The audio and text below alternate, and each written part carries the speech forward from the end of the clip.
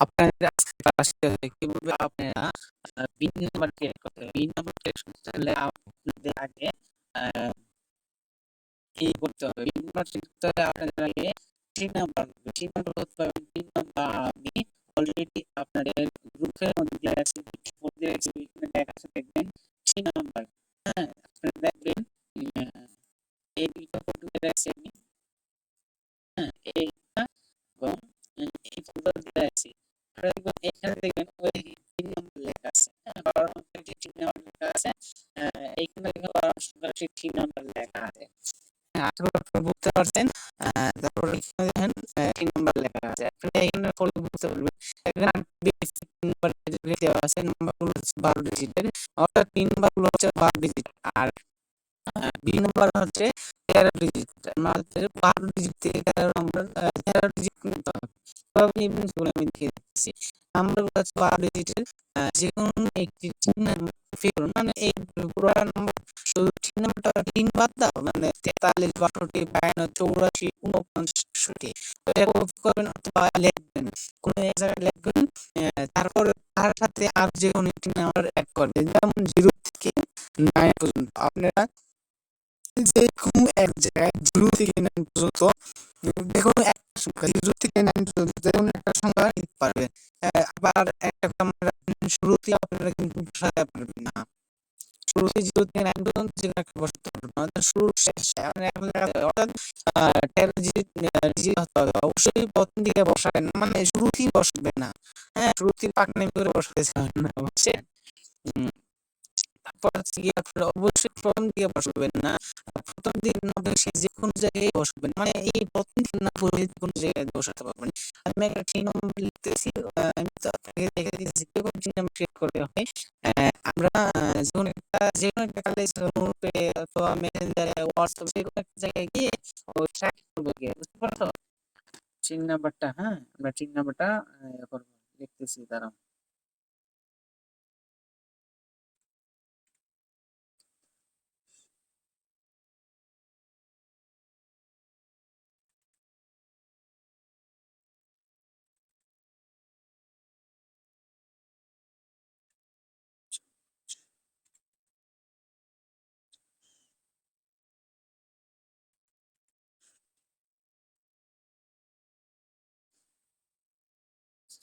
এটা হচ্ছে একটা টিন নাম্বার।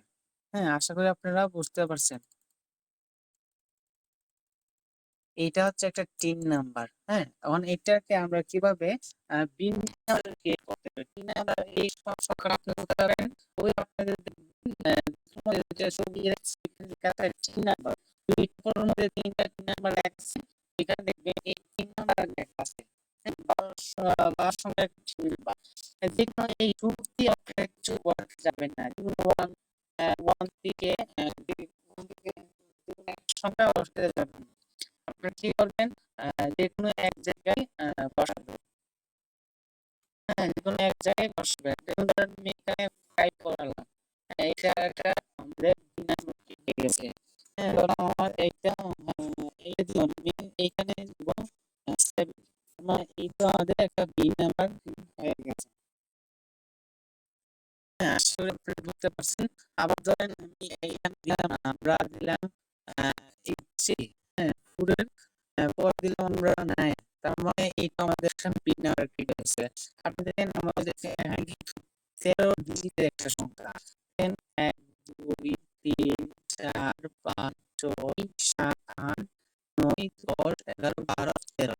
তার মানে এটা বিগ নাম্বার ক্রিয়েট হয়ে গেছে। আমরা বিগ নাম্বার কিভাবে ক্রিয়েট করলাম? আমরা 3 নাম্বার থেকে বিগ নাম্বার ক্রিয়েট করলাম। আশা করি আপনারা বুঝতে পারছেন।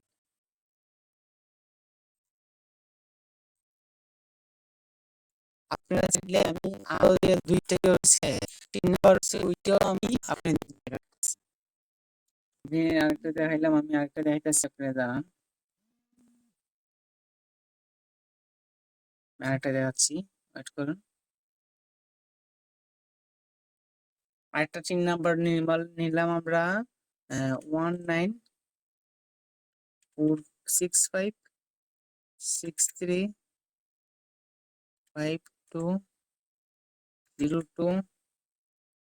2।